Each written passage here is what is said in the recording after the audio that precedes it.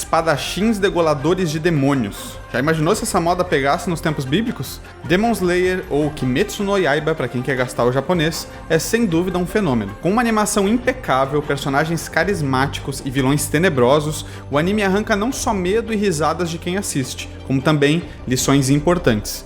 Eu sou Abner Pereira e nesse Mundo Cópia vamos analisar Mugen Train, o arco do anime que foi adaptado para os cinemas em 2020 e também entrou nos episódios regulares da segunda temporada que ainda tá rolando. Então, bora embarcar nessa que o trem já tá partindo.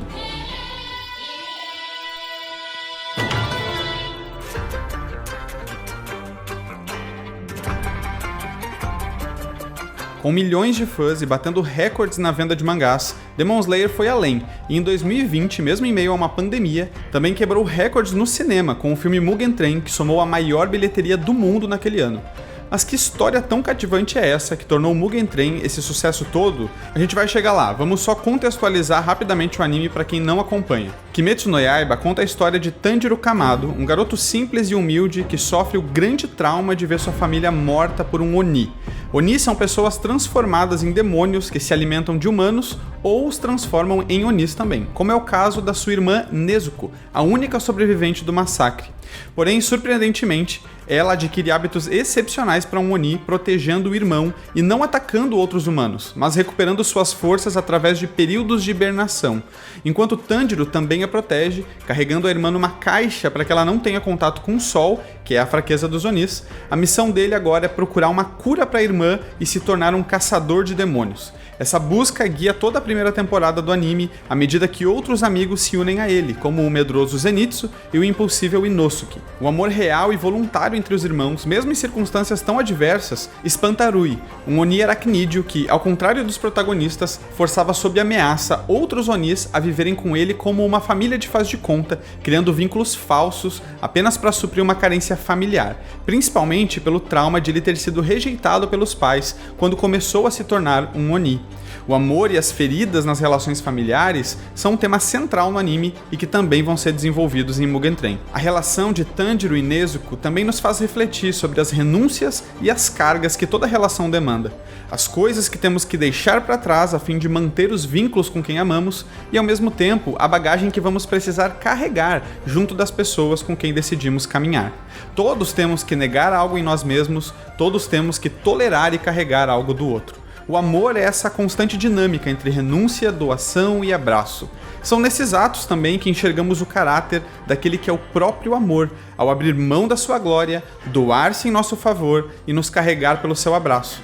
O que vai demandar de nós também negarmos a nós mesmos, nos doarmos pelo seu nome e abraçarmos os seus mandamentos. Entrando em Mugen Train, Tanjiro e seus amigos, junto com sua irmã, recebem a missão de investigar os assassinatos e desaparecimentos que têm acontecido na linha do Trem do Infinito, que dá nome ao arco. Eles devem se juntar a Rengoku, o experiente Hashira, conhecido como Pilar das Chamas, que também estará nessa missão para os ajudar. O carismático Kyojuro Rengoku é um dos personagens mais otimistas e confiantes que existe. Enquanto conversa com Tanjiro, o sorriso dele não sai do rosto por nada, a cabeça jamais se inclina e os olhos estão sempre voltados para frente.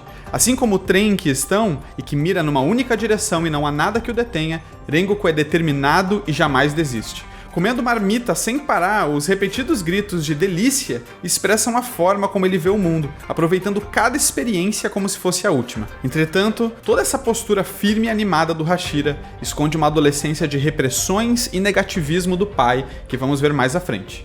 Já dentro do trem, o cobrador vai passando por cada passageiro furando os bilhetes. Algo estranho acontece da perspectiva de Tanjiro, pois quando o bilhete dele é furado, as luzes do trem se apagam e ele sente uma sensação muito ruim. Onis aparecem em seguida, mas logo são derrotados por Rengoku. Tudo parecia que tinha acabado bem, a missão estava concluída com sucesso e de forma rápida. Acontece que, desde o momento em que os bilhetes foram perfurados, os passageiros, na verdade, haviam caído num sono profundo pelo encanto do verdadeiro vilão que estava no domínio do trem, o poderoso Oni Enmu. Aquela luta não havia passado de um sonho para dar a sensação de tarefa concluída. Os heróis estavam dormindo. O poder de Enmu fazia com que as pessoas caíssem em sono profundo enquanto ele controlava os seus sonhos. O plano era esse: dar aos personagens os melhores sonhos para que eles caíssem cada vez mais em profundo sono sem despertar. Enmu então iria para a fase 2. Usando crianças, elas se amarrariam aos guerreiros, o que por um encanto faria com que elas entrassem no subconsciente deles. Dentro do subconsciente, elas destruiriam o núcleo do espírito, o coração da alma que se encontra lá, e matariam os heróis sem eles nem perceberem e nem pensarem em erguer a espada. Tudo isso nos revela que nossos sonhos são preciosos e direcionam as nossas vidas, assim como o nosso coração. Numa linguagem bíblica, o coração é a força motriz, nossa vontade, nossa consciência, nossos desejos. Entregar isso, que é tão precioso, através dos nossos enlaces e relacionamentos a alguém malicioso ou ser roubado disso seria muito trágico. Enmu zomba da fragilidade do coração humano e, de certa forma, ele está correto. É por isso que as escrituras orientam em Provérbios 4, versículo 23, sobre tudo o que se deve guardar, guarda o teu coração, porque dele procedem as fontes da vida. Ao mesmo tempo que nós vemos uma fraqueza, há também um potencial gerador de vida, se estivermos conectados àquele que é a própria fonte da vida. Se há necessidade de guardar isso, como a Escritura diz, é porque há chances também de sermos corrompidos ali. Nem sempre por uma força externa, mas ao primeiro sinal de sonolência espiritual, muitas vezes pela nossa própria carne, nossos próprios desejos e sonhos enganosos.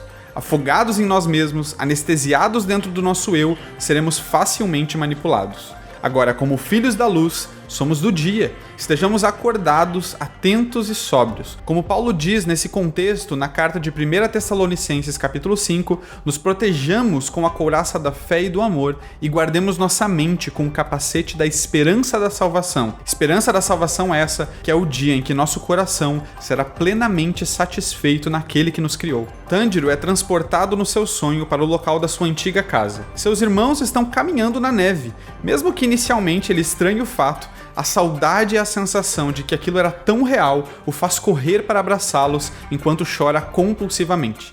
Na casa, com o resto dos irmãos e a família, é como se a vida tivesse seguido normalmente. Nunca houve um assassinato brutal da família, nunca houve perigo, Tanjiro sempre esteve ali por eles e a paz reina. E o convence a aceitar aquela realidade, tendo novamente a presença, o cuidado e o amor da sua família. Ele chega a pensar que talvez o passado é que tenha sido um pesadelo e aquela é que era a realidade. Os sonhos dos amigos Zenitsu e Inosuke são mais um alívio cômico para o arco. Já o que foi criado para Rengoku tem um forte apelo dramático. Diferente de Tanjiro, que no seu sonho volta a vivenciar um ambiente de amor familiar comum a ele, o que era comum ao Pilar das Chamas era a presença de um pai indiferente, abusivo e amargurado. Essa parte do passado não foi transformada no seu sonho. O pai de Rengoku foi um Hashira, mas pelo alcoolismo desistiu de tudo e se tornou um homem frustrado que lança suas frustrações nos filhos. Carregando nos vagões da sua vida um acúmulo de decepções, joga isso para aqueles que vão viver depois dele. Por outro lado, a felicidade do sonho de Rengoku é poder abraçar o seu irmão mais novo, que tanto o admira, mas é retraído pelos abusos do pai. Encarnando sua postura esperançosa e de sempre olhar para frente, sua preocupação é com o futuro do irmão e aquilo que ele ainda poderia se tornar, e não com as decisões do passado do pai que o levaram àquela condição. Rengoku ama o pai, e isso fica claro ao final do filme, mas em termos práticos e urgentes, o que pode realmente ser diferente é o futuro do irmão, que ainda está em construção. Enquanto sua mão é símbolo da manipulação que ele está promovendo, Enmu, do alto do trem, comemora sarcasticamente. Que felicidade morrer enquanto se sonha. De primeira até parece uma frase virtuosa, no entanto, o sonho é a dimensão da irrealidade, daquilo que não se concretiza. Morrer enquanto apenas se sonha é morrer sem ter construído nada. Felicidade de verdade, assim como a do prometido Messias em Isaías 53:11, é contemplar o fruto do trabalho da sua alma. Para nossa autossabotagem, é satisfatório que morramos afundados em nossos sonhos não realizados e, por consequência, evitando qualquer frustração. Para o nosso maior inimigo, que não venhamos a produzir os frutos e as obras correspondentes à nossa fé. Sim, a gente não é só o que faz, mas uma visão integral da fé, como reforçado pelo apóstolo Tiago, não ignora que nossas ações estão intimamente ligadas ao que dizemos crer. Como cristãos, fomos feitos para andarmos nas obras que Cristo de antemão já preparou para nós. Não apenas vivermos de sonhos abstratos e uma religiosidade intangível, mas um amor prático e uma compaixão que se move. Agora, mais infeliz do que viver uma vida de sonhos que não saem do papel é quando o sonho não é nenhuma expectativa de algo futuro que, se planejado e executado, tem até chances de acontecer, mas a nostalgia de um passado idealizado que jamais vai voltar. Fugir de um presente que precisa ser encarado é uma saída fácil e viciante. E é isso que Enmu faz. Tanto que manipulou o cobrador e as crianças a colaborar com seu plano por uma promessa de que daria sonhos de um passado feliz a eles. O cobrador chega a se ajoelhar implorando para voltar à dimensão de felicidade criada pelo Oni. É para esse local que muitas vezes nossa mente enganosa nos conduz. A paralisia não do sono, mas a que nos faz negar a difícil realidade ao nosso redor, para nos pôr no colo de uma memória impalpável e impossível, nos fazendo olhar para trás, enquanto o trem da vida anda para frente. É quando Tanjiro sai para buscar água e vê o reflexo de si mesmo, consciente e gritando para despertar, que então ele se dá conta daquela realidade. Mas, novamente é transportado para casa sem saber como poderá sair daquele sonho. As crianças manipuladas por Enmu, já dentro dos sonhos, acessam o subconsciente de Rengoku e Tanjiro. Quando a criança está prestes a perfurar o núcleo do Hashira, Rengoku, adormecido no vagão, instintivamente se ergue e agarra pelo pescoço a menina que estava atada a ele, impedindo assim de completar a missão no seu subconsciente. Justamente pelo seu olhar de quem sempre está olhando adiante, não se prendendo a si mesmo, ele nunca foi totalmente enredado no seu passado. Dessa forma, o sonho não tinha a mesma eficácia sobre ele. Enquanto isso, Tanjiro parte disparado para fora da casa para achar uma saída, quando ouve a voz da Nezuko do sonho. Lá estava ela, sorridente, na sua forma humana normal, não mais como uma Oni. Isso o desestabiliza totalmente. É como uma tentação poder tê-la de volta daquela forma. Também somos tentados pelos nossos próprios desejos, mesmo aqueles com aparência de piedade, mas que no fundo são um apego ao nosso eu. A tentação de Tanjiro toca no seu mais profundo desejo, ainda que impossível, de ter sua vida normal e sua família novamente. Porém, se faz necessário encarar as perdas, crendo na esperança futura e não num retorno ao passado. Ele admite que por ele gostaria de ficar ali para sempre, se fosse verdade. Apenas se fosse verdade, mas não é. Com lágrimas nos olhos e ouvindo o grito tentador do irmão mais novo, ele corre na direção oposta e se despede sem olhar para trás, pois sabe que o que ficou para trás não é mais uma opção. Ele precisa abraçar a verdade e evitar que famílias reais sejam destruídas por mais Onis. Mesmo assim, ele ainda não faz ideia de como sairá do sonho, quando numa visão de seu pai, ele entende que deveria romper consigo mesmo naquele passado, ou seja, se sacrificando. Não é apenas o sonho que deveria ficar para trás com todas aquelas memórias. É o próprio Tanjiro quem deve assumir o seu novo eu e matar o antigo.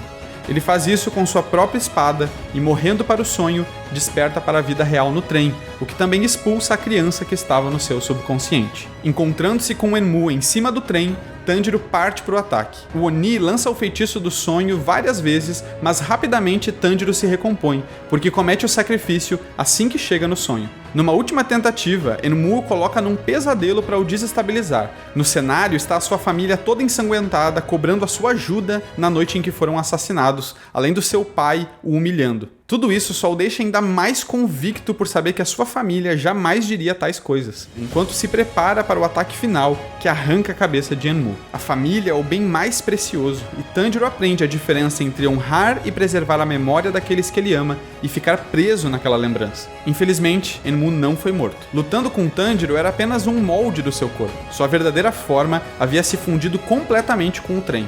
Os outros personagens vão acordando um a um e os guerreiros se unem e finalmente encontram o ponto vital onde está o pescoço do Oni no trem. Num último ataque, Enmu segue lançando rápidos feitiços de sono que forçam Tanjiro a cometer contínuos suicídios no sonho, tão rápidos que ele já se confunde qual dimensão é real, o que quase o faz se matar de verdade. Nossas nostalgias e falsas memórias têm esse mesmo poder de nos fazer confundir aquilo que é real ou não, a ponto de tomarmos decisões baseadas nisso e sacrificarmos aquilo que não devíamos. Como quando lemos em A Cadeira de Prata, uma das crônicas de Nárnia, a feiticeira verde, rainha do submundo, tentando fazer os narnianos acreditarem que suas vidas no mundo superior era uma farsa e não passava de um sonho, induzindo-os a sacrificar suas experiências reais com Aslan para abraçar uma realidade limitada, a qual foi vencida pela fé, a única que trazia verdadeiro sentido à existência daqueles personagens. De volta a Mugen Train, graças a Inosuke, Tanjiro é impedido de se matar e, na sequência, juntos conseguem acabar de vez com Enmu. Todos são salvos, os heróis venceram, fim da história. É isso? Não. Depois de tudo, Akaza, um Oni ainda mais poderoso, aparece, e é Rengoku o único capaz de enfrentá-lo. A arma inicial é a chantagem de Akaza, que, em troca de poupar a vida do Hashira, daria a ele a oportunidade de se tornar um Oni. Discursa sua superioridade como alguém imortal, forte e que se cura rapidamente, enquanto Rengoku é um mero mortal cheio de ferimentos que não vão sarar tão depressa. Enquanto Enmu dava um falso passado, Akaza oferece um falso futuro. Ao que Rengoku responde: tanto envelhecer quanto morrer são enfermidades que mostram a beleza da vida.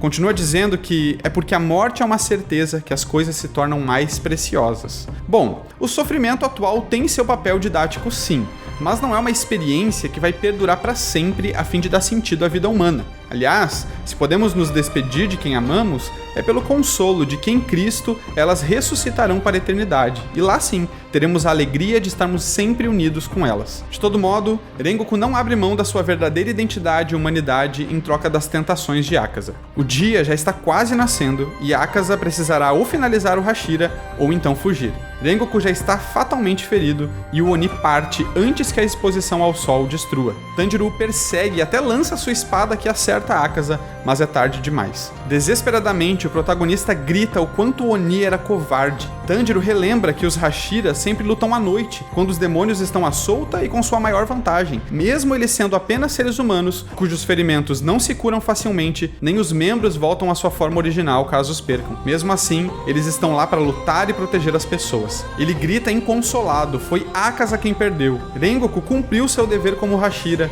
e não deixou ninguém morrer. Nas suas últimas palavras, quase morrendo, ainda pensando naqueles que vão seguir o rumo da vida, ele pede a Tanjiro que encoraje o seu irmão mais novo e que diga a seu pai que ele cuide da sua saúde. Para Tanjiro, ele pede que nunca desista, mas sempre acenda a chama do seu coração, aguente a dor e olhe para frente, pois nada detém a marcha do tempo, colocando em palavras tudo que a simbologia do trem estava aludindo.